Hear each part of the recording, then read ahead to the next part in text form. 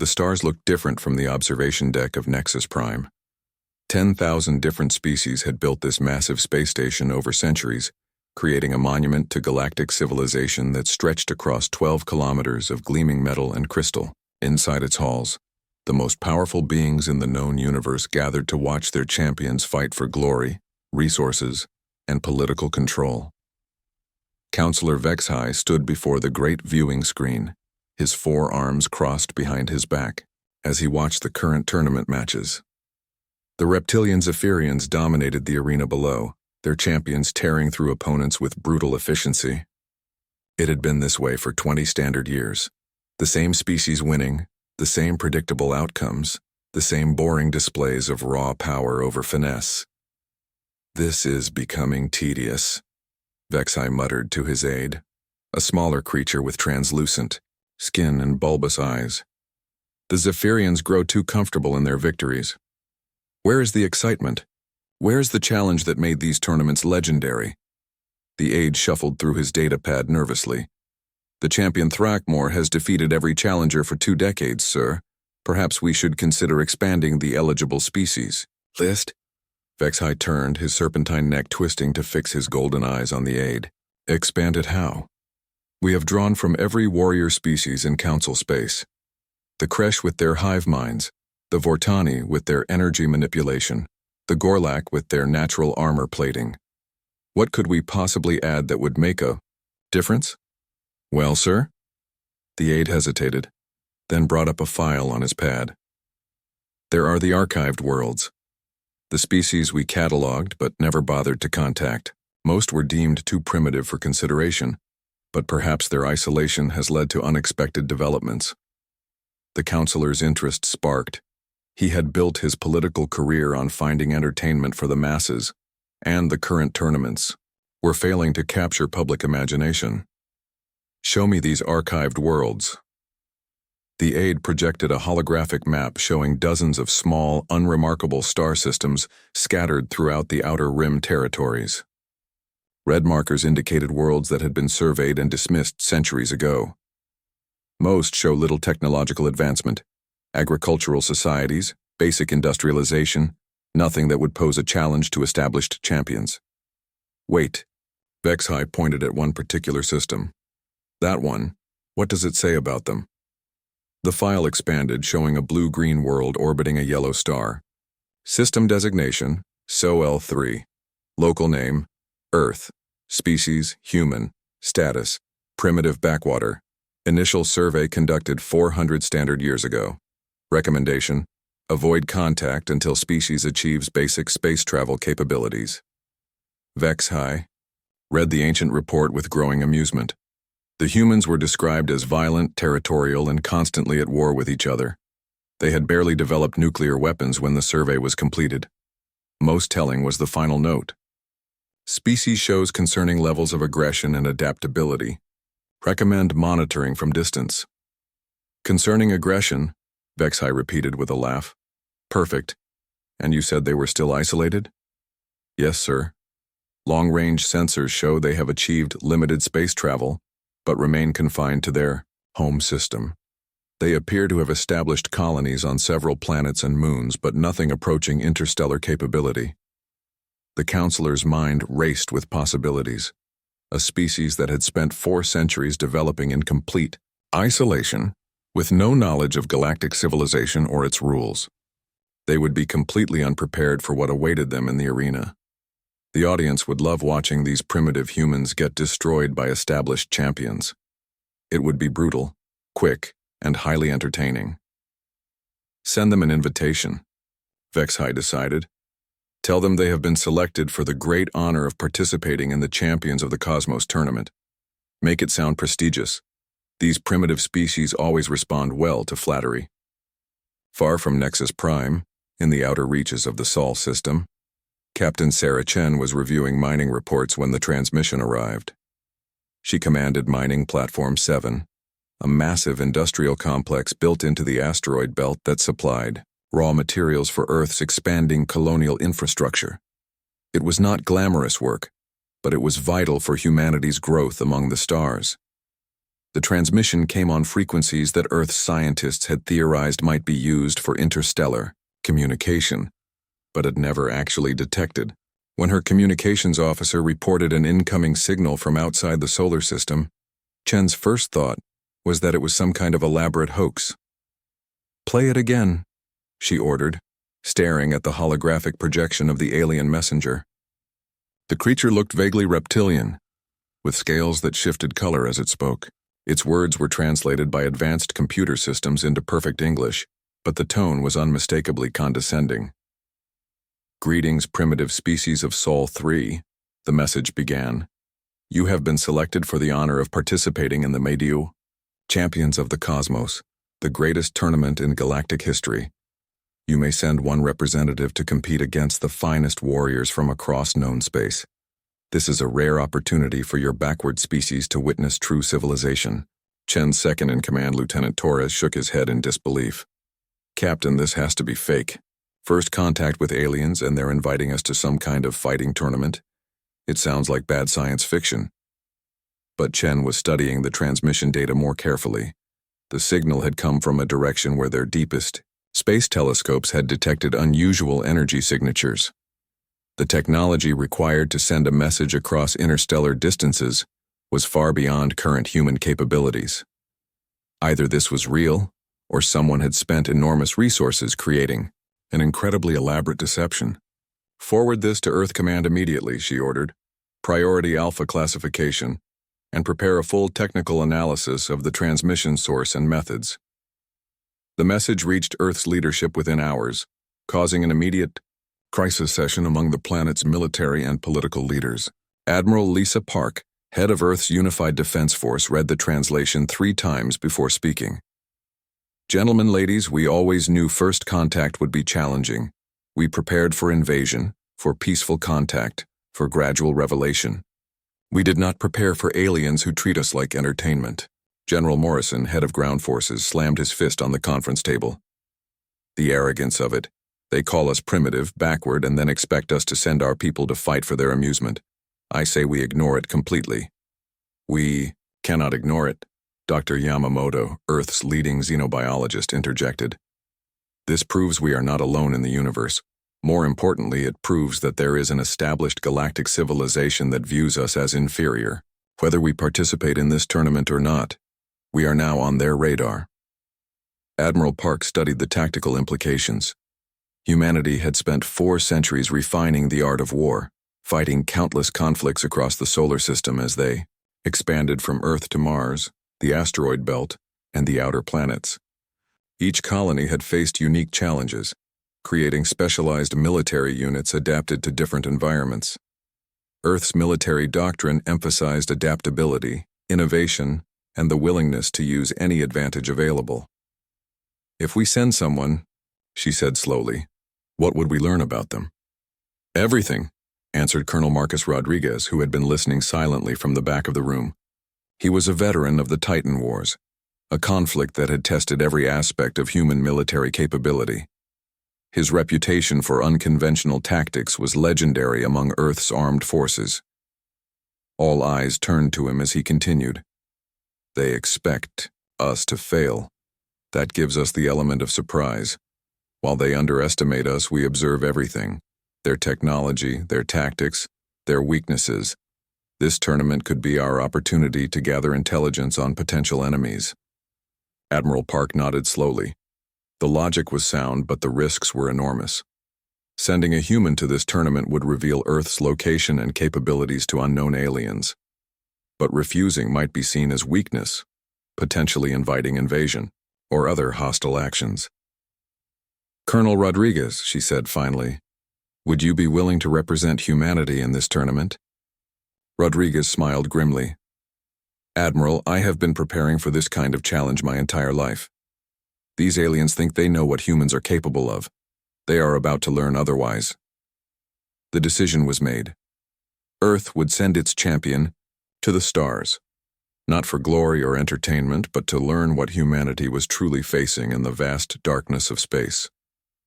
The aliens had made one critical error in their calculations. They had underestimated the species that had turned warfare into an art form. The transport ship that came for Colonel Rodriguez was unlike anything humans had ever seen. It moved through space without visible propulsion, its hull seeming to bend light around itself in impossible ways. When it docked with mining platform 7, the airlock opened to reveal creatures that looked like walking crystals, their bodies reflecting the station's lights in brilliant patterns. Rodriguez stepped aboard with only a small bag of personal equipment. The crystal beings, who he learned were called Vortani, spoke to him through translation devices that made their voices sound like wind chimes. They were polite, but distant, treating him like a curiosity rather than a warrior. "You are much smaller than we expected," one of them observed, as Rodriguez settled into a seat designed for beings twice his size. "Are you certain you are your species' finest champion?" "I am," Rodriguez replied simply, already beginning his intelligence gathering. The ship's interior told him much about galactic technology levels. The materials were advanced, but not impossibly so. The artificial gravity felt natural, suggesting mastery of gravitational manipulation. The translation system was excellent, able to handle complex concepts without difficulty. The journey to Nexus Prime took 3 standard days, during which Rodriguez learned as much as possible from his escorts. The Vortani were traders and diplomats, not warriors, but they had attended many tournaments over the centuries. They described the various champion species with the casual knowledge of longtime observers. "The Zephyrians have dominated for 20 years, one explained. "They are large, strong, and their scales can deflect most energy weapons. Their champion Thrakmor has never been seriously challenged." "What about the others?" Rodriguez asked. "The Kresh fight in groups, using their hive mind to coordinate attacks. The Gorlak have natural armor and great strength. The Nixari use technology enhancement. Each species plays to their natural advantages." Rodriguez nodded, filing away every detail. The aliens seemed to think of combat in terms of fixed attributes and predictable strategies. It was a mindset that could be exploited. When they finally arrived at Nexus Prime, Rodriguez felt genuinely impressed despite himself. The space station was massive beyond human imagination, a gleaming city floating in the void. Ships from hundreds of different species docked at its ports, creating a constantly shifting display of alien engineering. The Vortani led him through corridors filled with beings he could not have imagined. Some walked on 6 legs, others floated through the air, still others seemed to be made of living metal. All of them stared at Rodriguez with expressions he interpreted as amusement or contempt. "The human arrives," he heard one creature say to another. "Look how small it is. This will be over quickly." Rodriguez ignored the comments, focusing instead on learning the layout of the station. Emergency exits, security stations, weapon detectors, communication arrays. Old habits from his military career served him well in mapping potential advantages and escape routes. The tournament facilities were located at the station's center, surrounded by luxury accommodations for the various alien nobility who came to watch. Rodriguez was assigned quarters in the competitors section, an area designed to house warriors from dozens of different species. His neighbors included a massive Gorlak, whose rocky hide scraped against the walls when he moved, a cluster of Kresh drones that chittered constantly to each other, and a Nixari whose body was half machine and half organic tissue. All of them ignored Rodriguez completely, apparently considering him beneath notice. The opening ceremonies took place in an arena that could hold 50,000 spectators. Rodriguez stood with the other competitors as Counselor Vexhai addressed the crowd, his amplified voice echoing through the vast space.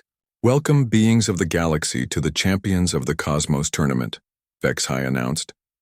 "This year we have a special treat. For the first time in centuries, we have invited a species from the Outer Rim to participate. Behold, the human from the primitive world Sol 3. A spotlight focused on Rodriguez and the crowd erupted in laughter. He stood calmly in the light, studying the faces around him. Fear and contempt he could work with. It was indifference that would have been dangerous. "The human will face preliminary challenges against our established warriors," Vexhai continued. "Let us see what 4 centuries of isolation have produced." Rodriguez was scheduled to fight the next day against a junior Zephyrian named Krextal. According to the information provided, Krextal was young and eager to prove himself, having trained for decades to earn a spot in the tournament. He was 3 meters tall, covered in armored scales, and possessed natural weapons that could tear through steel. That night, Rodriguez prepared in his quarters using methods that would have been familiar to any human soldier throughout history. He cleaned and checked his equipment, studied the arena layout, and ran through combat scenarios in his mind. He also did something the aliens would not have expected. He began psychological warfare. Rodriguez sent a message to Krextal through the tournament's official communication system. It was brief and polite, expressing honor at the opportunity to face such a renowned warrior. He mentioned that he had studied recordings of Zephyrian fighting techniques and found them impressive, though he noticed some interesting patterns that might be worth exploring in combat. The message was designed to plant seeds of doubt. Rodriguez had indeed studied the recordings, but not to learn Zephyrian techniques.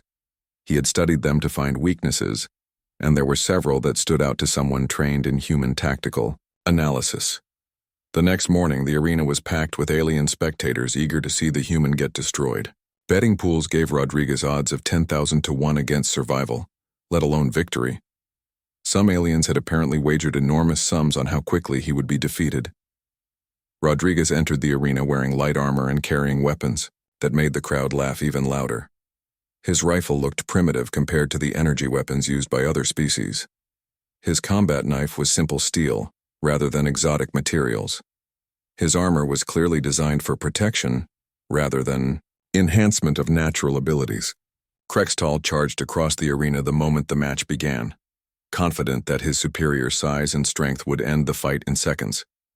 He had trained against other Zephyrians for decades, learning to use his natural advantages against opponents who fought in predictable patterns. Rodriguez did not fight in predictable patterns. As Krextal charged, Rodriguez moved laterally and fired 3 precise shots at the Zephyrian's knee joints, areas where the natural armor was thinner to allow for movement. The kinetic rounds, dismissed as primitive by alien observers, penetrated the scales and damaged the underlying structure. Krextal stumbled but continued forward, swiping with claws that could have disemboweled Rodriguez if they had connected. But Rodriguez was no longer where the Zephyrian expected him to be. He had rolled beneath the swipe and come up behind his opponent, using the alien's own momentum against him. What followed was not the brutal slugfest the crowd expected. Rodriguez fought like no species they had ever encountered. He used the arena's environmental features as weapons, turned Krextal's aggression into a liability, and employed tactics that seemed to come from nowhere and lead to everywhere. When Krextal fell unconscious 20 minutes later, the arena was completely silent. Rodriguez stood over his opponent, barely breathing hard, his primitive weapons having defeated one of the Zephyrian's most promising young warriors. The silence stretched for long seconds before Counselor Vexhi's voice echoed across the arena. The winner, the human Rodriguez.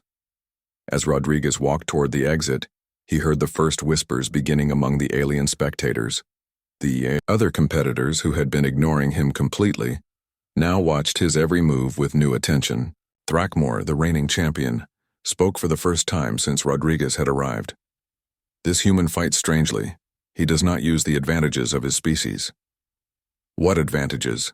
Asked one of the other competitors. Thrackmore's golden eyes fixed on Rodriguez's retreating form. That is what concerns me. I do not know what his species' advantages are. Back in his quarters, Rodriguez sent his daily report to Earth Command. The alien technology was advanced but not insurmountable. Their fighting styles were predictable, based on exploiting natural evolutionary advantages. Most importantly, they had no conception of human military doctrine, which emphasized adaptability and the use of unconventional tactics. The tournament had 16 more matches before the championship round. Rodriguez intended to win them all, not for glory, but to send a message that would echo across the galaxy. Humanity had arrived and the universe was not ready for what that meant. News of Rodriguez's victory spread through Nexus Prime like wildfire. Within hours of his match against Krextal, alien news networks were broadcasting analysis and speculation about the unknown human fighting style. Sports commentators who had dismissed Earth's champion as entertainment were now scrambling to understand how he had defeated a trained Zephyrian warrior. Rodriguez watched these broadcasts from his quarters, learning more about galactic civilization with each report. The various species had been fighting in tournaments for centuries, developing rigid traditions and expectations about how combat should work. Each race had their niche, their specialization, their predictable role in the cosmic order. Humans had no niche, because humans had never been part of that order. His second match was against a Vortani energy manipulator named Luxandra. The crystalline being could project destructive beams of pure force, create energy shields, and manipulate the electromagnetic spectrum to blind and disorient opponents. In previous tournaments, Vortani fighters had dominated through raw energy output, overwhelming their enemies with sustained bombardment. Rodriguez spent the night before the fight studying the arena's construction. The tournament organizers had configured it for energy combat, with minimal cover and reflective surfaces designed to amplify the spectacular light shows that Vortani fighters produced.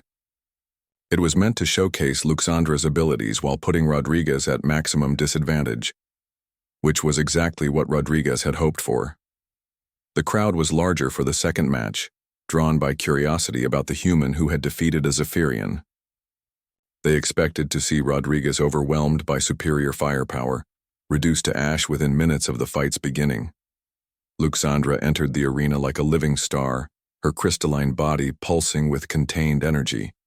She had reviewed recordings of Rodriguez's previous fight and concluded that his victory was a fluke, the result of facing an overconfident opponent. Against a disciplined energy manipulator, his primitive kinetic weapons would be useless. The match began with Luxandra immediately launching a devastating barrage of energy beams designed to end the fight quickly, the arena filled with blinding light as destructive forces tore through the air where Rodriguez had been standing.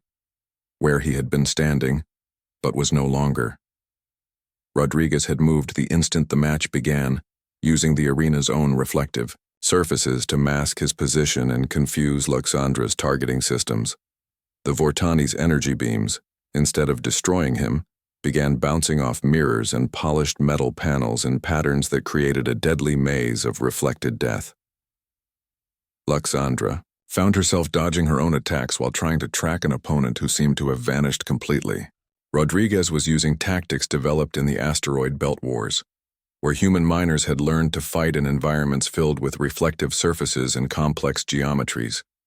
When Rodriguez finally struck, it was from an angle that should have been impossible. He had used the arena's own structure to approach from beneath, emerging from a maintenance access that tournament officials had forgotten to seal. His first shots disabled Luxandra's primary energy projectors, while his second volley created feedback loops in her crystalline structure that caused her own power to work against her. The fight lasted 12 minutes. When it ended, Luxandra lay unconscious on the arena floor, while Rodriguez stood calmly in the center of the ring, his primitive weapons having defeated one of the galaxy's most advanced energy manipulators. The crowd's reaction was different this time. Instead of shocked silence, there was a growing murmur of unease. Twice now, the human had won using methods that made no sense according to established combat doctrine. Counselor Vex-High watched from his private box, no longer amused by the entertainment he had arranged. The human's victories were creating exactly the excitement he had wanted, but also raising questions he had not anticipated. After the match, he called an emergency meeting with the tournament's security advisors.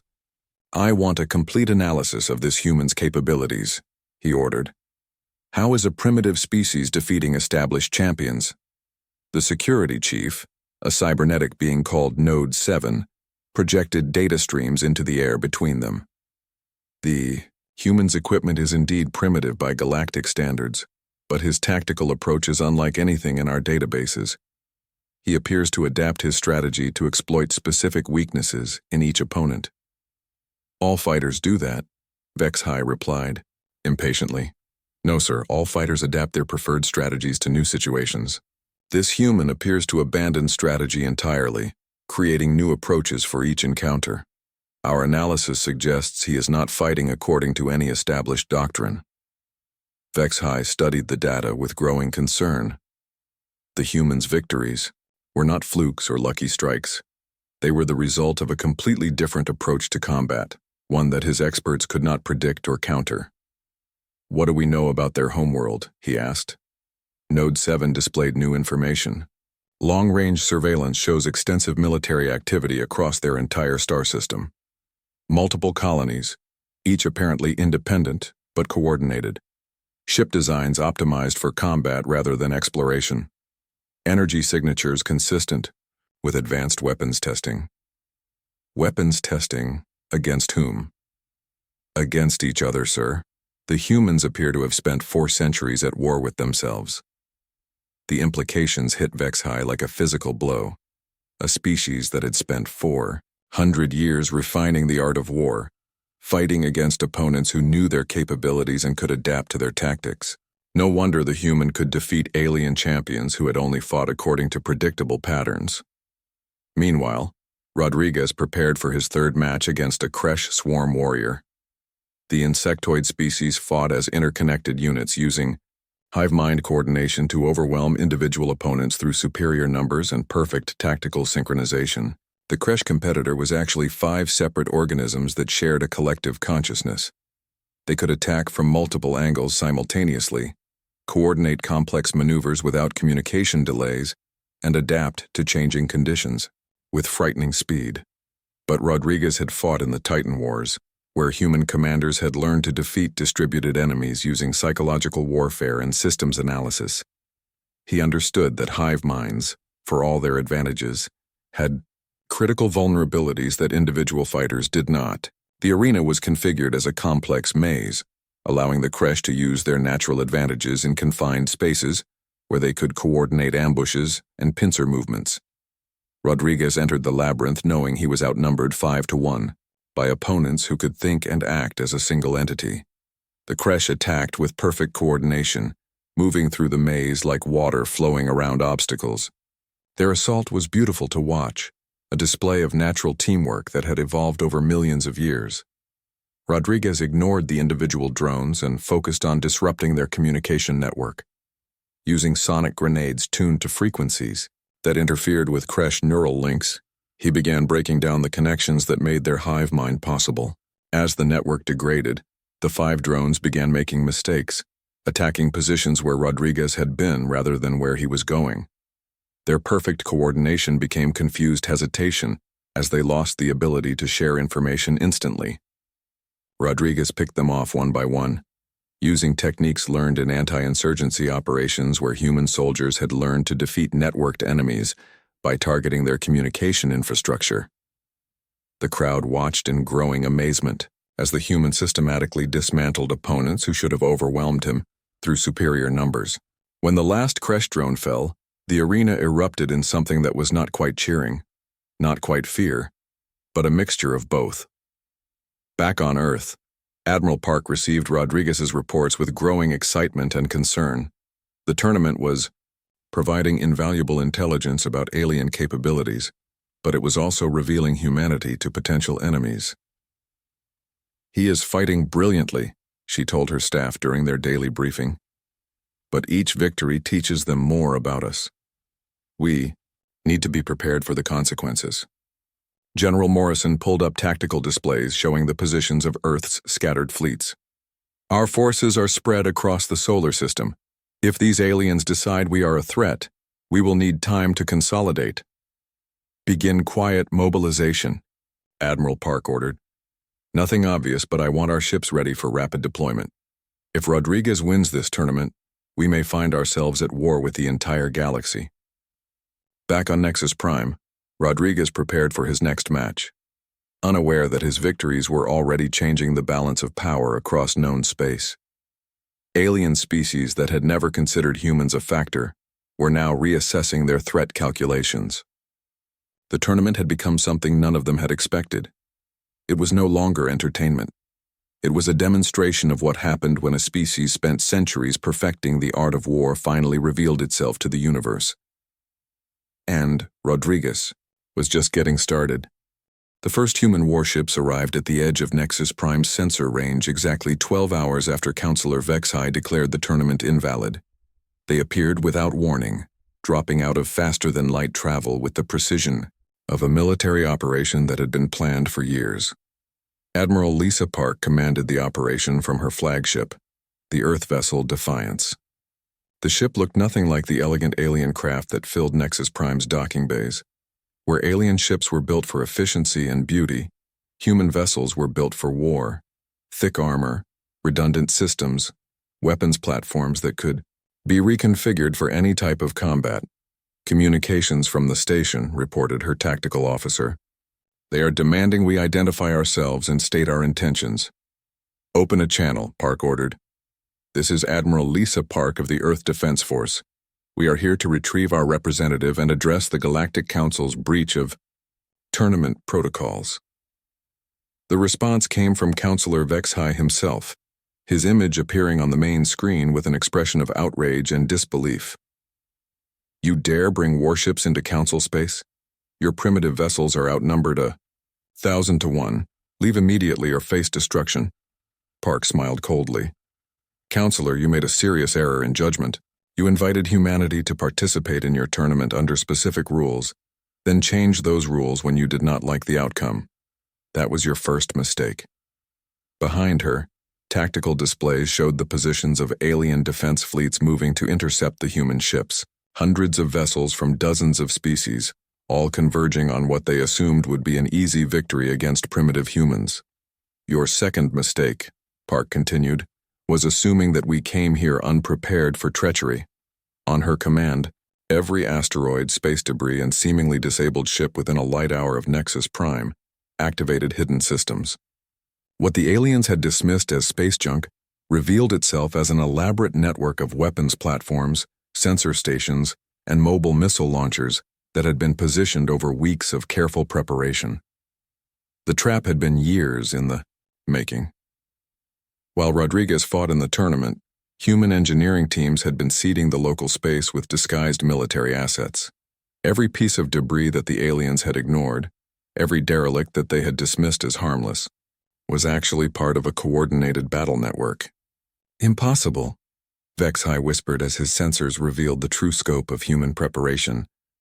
How did you hide so much military hardware? The same way we have been hiding our true capabilities for 4 centuries, Park replied. By making you see what you expected to see rather than what was actually there. The first engagement began when a Zephyrian battlecruiser moved to intercept the Defiance.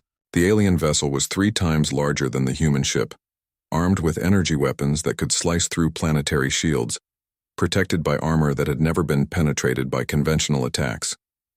It lasted exactly 90 seconds against human weapons designed for asymmetric warfare. The human kinetic projectiles were not conventional attacks. They were self-guided penetrators that adapted their approach vector based on real-time analysis of their target's defensive capabilities. When the Zephyrian shields deflected energy-based countermeasures, the human weapons simply reconfigured themselves to exploit different physical principles. The alien cruiser broke apart under sustained bombardment from weapons that should not have been able to harm it.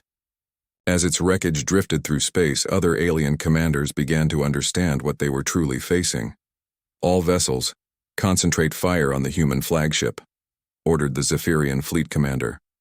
Overwhelm their defenses through coordinated assault. The attack never reached its target. As the alien fleet moved to engage, they found themselves flying through a maze of hidden weapons that had been waiting in the darkness. Human minds activated in carefully timed sequences, creating cascading explosions that disrupted alien formations and separated their ships into isolated groups. Meanwhile, on Nexus Prime, Rodriguez had not been idle during his detention. The holding facility designed to contain alien prisoners was not equipped to hold someone who had spent decades learning to escape from any confinement.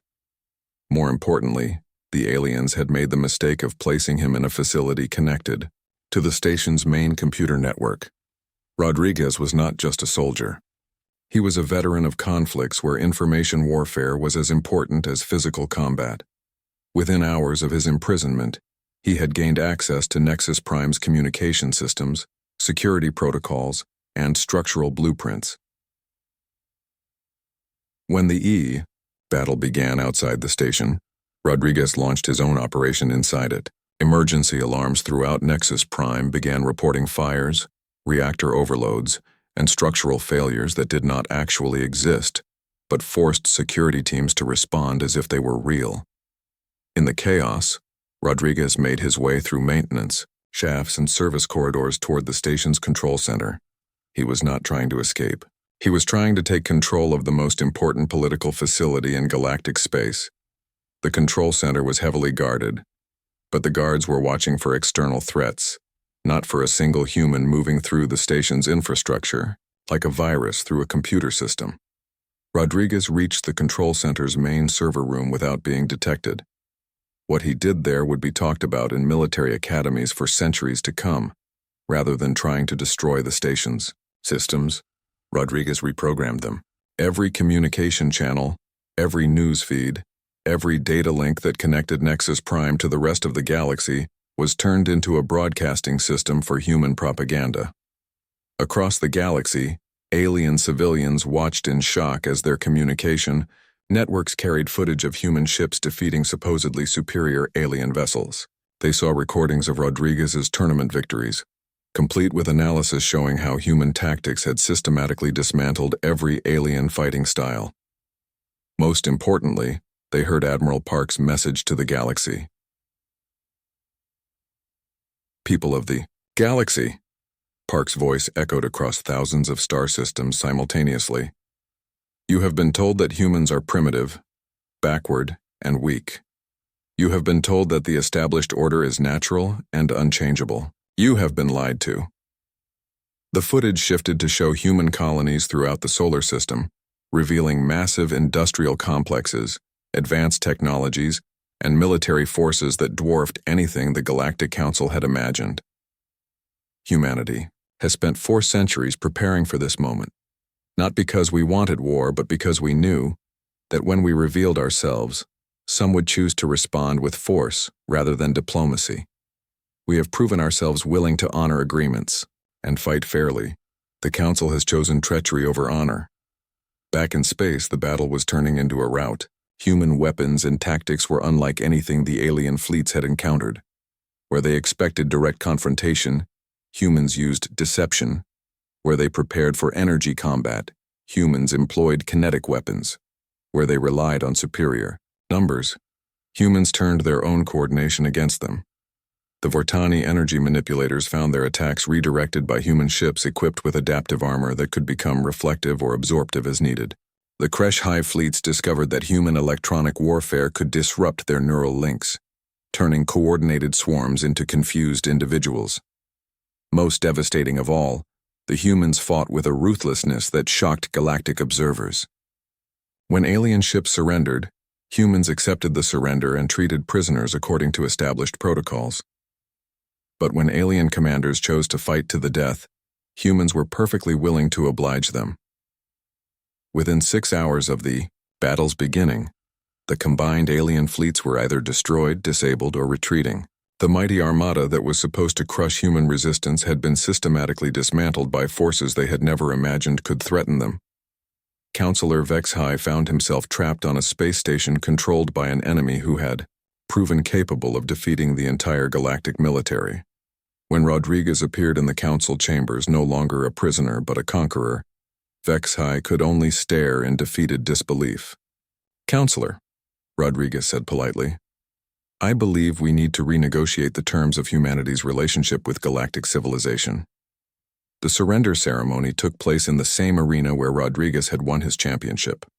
Representatives of every major species in the galaxy watched as Admiral Park and the surviving council members signed agreements that would reshape the balance of power among the stars. Humanity did not demand tribute or territory. They demanded something far more significant: recognition as equals with full rights and representation in galactic government. They also demanded the establishment of new protocols for contact with developing species, ensuring that no other race would be treated as primitives to be exploited for entertainment. The old Galactic Council was dissolved. In its place rose a new federation, where humans held positions of authority alongside established alien species. The tournament system remained, but as voluntary competition rather than political dominance ritual. Thrackmore, who had witnessed the entire transformation, became humanity's strongest supporter among the alien species. "I have learned,"